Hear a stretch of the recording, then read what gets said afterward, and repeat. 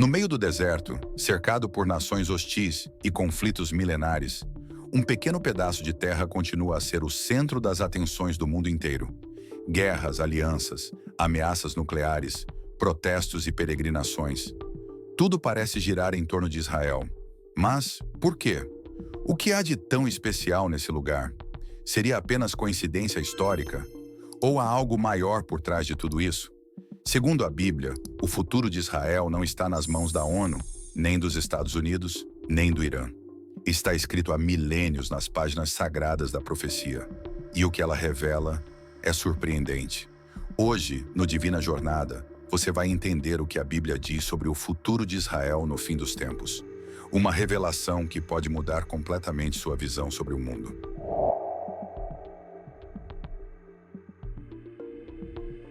Desde o início da história bíblica, Israel não é apenas um povo. É uma promessa viva. Tudo começa com um homem, Abraão, chamado por Deus para sair de sua terra e seguir rumo ao desconhecido.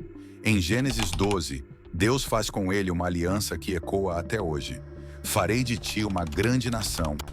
Abençoarei os que te abençoarem, e em ti serão benditas todas as famílias da terra. Mais do que terras, Deus estava prometendo propósito. Um povo que nasceria do impossível, de um casal idoso e estéril, seria o portador da aliança divina com a humanidade. Essa promessa se estendeu a Isaac, Jacó e seus filhos. A história dos patriarcas é um testemunho de fidelidade divina em meio à fraqueza humana. Mesmo em meio ao exílio no Egito, a peregrinação no deserto e a rebeldia constante, Deus não voltou atrás. Ele prometeu uma terra, a terra prometida. Prometeu um rei eterno, descendente de Davi. Prometeu uma aliança perpétua, um pacto que, apesar das quebras humanas, seria restaurado por ele mesmo. E ao longo dos séculos, os profetas mantiveram essa esperança viva. Isaías falou de um tempo em que Israel voltaria a florescer. Jeremias anunciou uma nova aliança escrita no coração. Ezequiel teve uma visão de um vale de ossos secos, símbolo do povo destruído, sendo restaurado pela força do Espírito de Deus. Eis que abrirei os vossos sepulcros e vos farei sair deles, ó meu povo, e vos trarei de volta à terra de Israel. Ezequiel 37:12. Mesmo após a destruição do templo, a dispersão do povo por todas as nações e séculos de perseguição, a promessa continuava viva. Israel é o único povo da história que, mesmo espalhado pelo mundo por quase 2000 anos, manteve sua identidade, sua língua e sua fé, aguardando um retorno profetizado. E em 1948, contra todas as probabilidades, esse povo voltou a ser nação. Uma coincidência histórica? Ou o eco de uma promessa eterna que nenhum império, nenhum exílio, nenhuma guerra foi capaz de apagar? A história de Israel é a prova de que quando Deus promete, ele cumpre. Mas, se Deus fez promessas eternas a Israel, se ele jurou por si mesmo que jamais os abandonaria, por que então o povo rejeitou o próprio Messias? Por que Jerusalém foi destruída? E por que, durante séculos, Israel vagou pelas nações como uma ovelha sem pastor? Algo aconteceu, algo escondido, um mistério que atravessou os séculos como um código divino. E é no Novo Testamento que esse véu começa a ser levantado.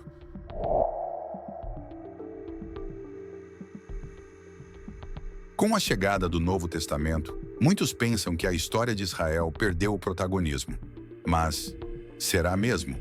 A verdade é que a relação entre Deus e Israel nunca foi rompida, apenas revelada sob uma nova perspectiva. E é aí que entra o apóstolo Paulo, talvez o maior intérprete do mistério escondido por séculos. Em sua carta aos Romanos, capítulo 11, Paulo faz uma pergunta provocadora.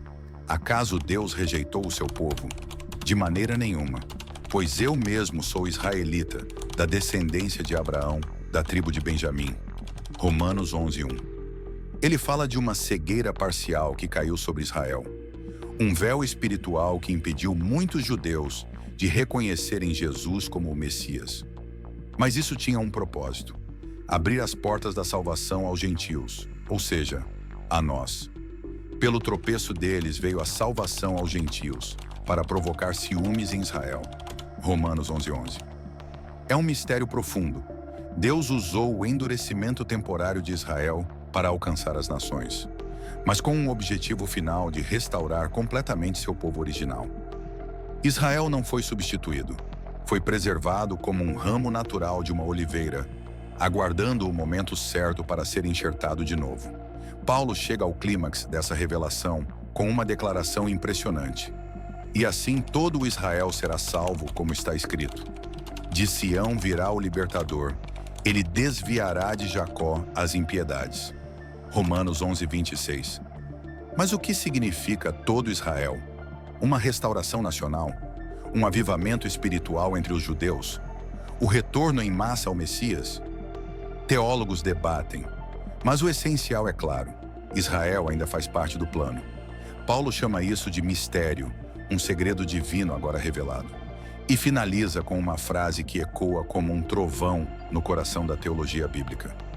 Porque os dons e a vocação de Deus são irrevogáveis. Romanos 11:29. Ou seja, o chamado de Deus a Israel continua de pé. A aliança não foi descartada. O povo escolhido continua sendo chamado, perseguido e preservado, como sempre foi. É um mistério que desafia a lógica humana, mas revela a fidelidade sobrenatural de Deus. Agora você sabe, Israel nunca foi esquecido. O plano de Deus seguiu firme, mesmo quando o mundo achava que tudo havia terminado. Mas, e quanto ao fim? Porque se Deus preservou Israel no passado, o que ele ainda está guardando para o futuro? As Escrituras falam de guerras, de alianças quebradas, de perseguição, de uma dor como nunca houve na terra, de um povo cercado e de um Messias que retorna com justiça nas mãos. Será que já estamos vendo os sinais? Será que o palco já está montado? Prepare-se, porque o que vem a seguir é profecia viva. E o centro de tudo ainda é Israel.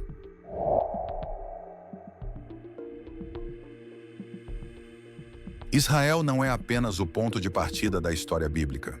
Ele é também o relógio profético de Deus. Enquanto o mundo se perde em teorias, geopolítica e ideologias, a Bíblia aponta para algo muito maior. E tudo gira em torno de Jerusalém. Jesus, em Lucas 21, profetizou que Jerusalém seria pisada pelos gentios, até que os tempos deles se completem. E desde 1967, com a reunificação da cidade após a Guerra dos 6 Dias, essa profecia voltou a ecoar, como se Deus tivesse apertado um novo botão no relógio do fim. O profeta Zacarias nos dá uma imagem assustadoramente atual. Eis que farei de Jerusalém um cálice de tontear para todos os povos ao redor. Naquele dia farei de Jerusalém uma pedra pesada para todos os povos. Todos os que a carregarem se ferirão gravemente. Zacarias 12:2-3. Em outras palavras, quem tocar em Jerusalém vai se ferir. E o mundo está tocando nela. As Escrituras apontam que nos últimos dias haverá um tempo de grande tribulação, conhecido como o tempo de angústia para Jacó. Jeremias 37. É nesse período que surgirá uma figura conhecida como o Anticristo, um líder que fará uma falsa aliança de paz com Israel, provavelmente permitindo a reconstrução do templo em Jerusalém. Mas essa paz será uma armadilha. Em Daniel 9:27, lemos que no meio da semana profética, ou seja, após 3 anos e meio, ele quebrará a aliança e profanará o templo.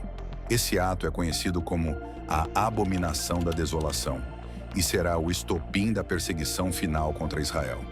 Jesus mesmo alertou: quando, pois, virdes a abominação da desolação, fujam para os montes. Mateus 24:15-16. Esse será o momento em que muitos em Israel, pressionados pela tribulação, finalmente olharão para aquele a quem traspassaram. Como diz Zacarias 12:10, e reconhecerão Jesus como o verdadeiro Messias. Será um avivamento doloroso, mas glorioso. E quando tudo parecer perdido, quando as nações cercarem Jerusalém, quando a besta se sentar no trono profano, é nesse ponto que os céus se rasgam. O próprio Jesus voltará em glória, como descrito em Apocalipse 19, montado em um cavalo branco, com os exércitos celestiais ao seu lado. E ele não virá sozinho. Ele virá por Israel, com Israel, e para reinar sobre todas as nações a partir de Jerusalém. Naquele dia, o Senhor será rei sobre toda a terra, e haverá um único Senhor, com um único nome, que será adorado. Zacarias 14:9. O mundo pode tentar apagar Israel, pode tentar dividir Jerusalém, mas as profecias são claras.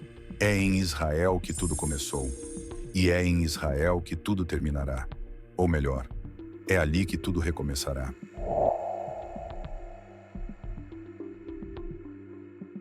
Depois de séculos de dispersão, de perseguições, massacres, pogroms, campos de extermínio e rejeição, Israel ainda permanece de pé, ferido, mas não destruído. E o motivo? Um reencontro marcado desde a eternidade. O profeta Zacarias descreve esse momento com palavras que cortam como espada e curam como bálsamo. E olharão para mim, a quem traspassaram, e pranteá-lo-ão, como quem pranteia por um filho único. Zacarias 12:10. É o momento em que o véu cai, quando os olhos de Israel se abrem, e o que antes parecia blasfêmia, agora é revelação divina. O Messias que eles aguardaram por milênios. Aquele que foi rejeitado, crucificado, esquecido por muitos. É o mesmo Jesus, Yeshua, o Filho do Deus vivo. Imagine a cena: o povo cercado, as nações em guerra, a escuridão cobrindo Jerusalém, e de repente os céus se rasgam. Eis que vem com as nuvens, e todo olho o verá, até mesmo os que o traspassaram. Apocalipse 1:7. A terra treme, os exércitos congelam, e ele desce, não mais como servo sofredor, mas como Rei dos Reis e Senhor dos Senhores. E ali, no Vale de Josafá, diante dos olhos do mundo, acontece o reencontro mais aguardado da história. Israel reconhece seu Messias. Assim se cumpre a palavra em Romanos 11. E assim, todo o Israel será salvo. Esse reencontro não é apenas o fim de um capítulo. É o início do reinado messiânico.